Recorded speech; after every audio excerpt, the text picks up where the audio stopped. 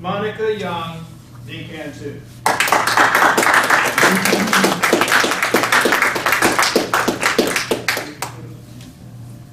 We've all been there.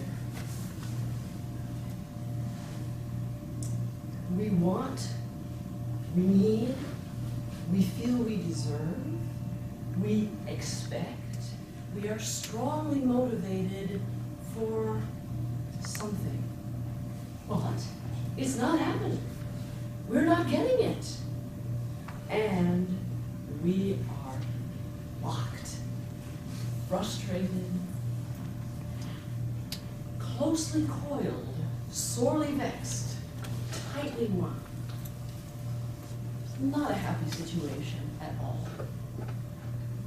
Ladies and gentlemen, Mr. Toastmaster, honored guests, some years ago, a young woman came to one of my yoga classes. She and her husband had been married 8 or 10 years. This was a power couple. They were professionals. They had everything going for them, and they dearly wanted to have children, but it wasn't happening. And as a last recourse, her doctor had suggested she come to yoga. And so she did, and she was in the class for about 6 months, and then she left and disappeared without a trace, and I knew nothing more about her. But about a year later, I received an email from her, and she said, Monica, guess what?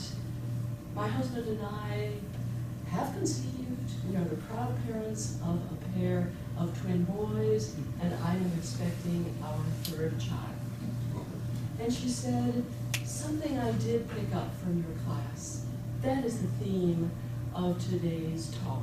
It is, she said, I learned in your class to let go. And my proposal for us this morning is exactly that. To let go. To let go. To let go. And to do nothing.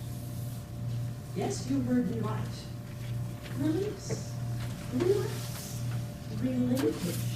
Some people say, get a grip.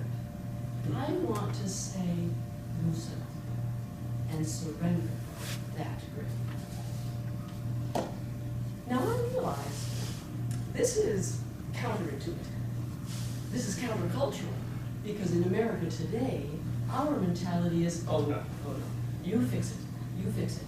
You solve this problem, be proactive, go after it, do something, don't just stand there, do something, do anything. But absolutely do not just let go. My proposal is, not all the time, of course, perhaps, but when faced with a difficult situation, how about we stop? There's probably time.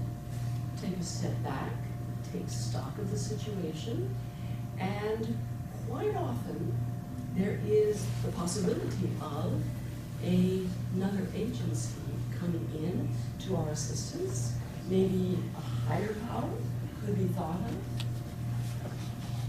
They might take the helm. They might steer us in another direction. There might be a greater vision that they're aware of and that we have no idea about. This could be God. This could be the universe. This could be destiny, fate, karma. It could even be something as pedestrian and as ordinary as technology. And there is the story of a young pilot. He, having achieved his pilot's license, he was very happy and very proud of himself. And he decided to charter a plane for his family and friends and go to some holiday destination. And so they did.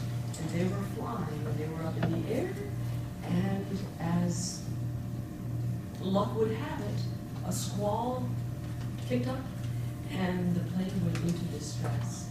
And the young pilot, who by this time, in order to show off his skills, had brought his young children into the cockpit, 7-year-old and a 9-year-old, and they were kind of fidgeting with things and so on. It was just an unhappy coming together of circumstances. Plane goes into distress, starts to drop, starts to drop, and our young pilot panics, starts fidgeting with all the things, pulling this, pressing this and everything, and the sadness of the story is that the plane does go down. The loss of life on the plane is total, and when they recovered the black box, they found that this plane had an internal device such that if in distress, if they had just let go of all of the instruments, the plane would have landed itself. And so, there is some wisdom to the idea of letting go. Not always, of course, we are rational beings.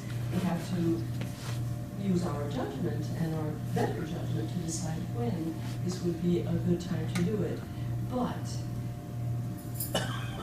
next time you are driving around in panic, looking for a parking space, next time you are waiting for someone who is just intolerably late, next time you're faced with a seemingly insurmountable dilemma, maybe that moment of pause, stepping back, taking stock of the situation and saying, you know what, maybe I don't have to do anything. Maybe I can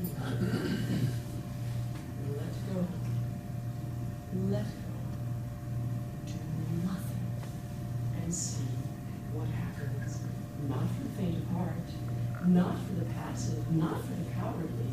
This requires some resolve. It requires some determination. It requires trust. It requires faith.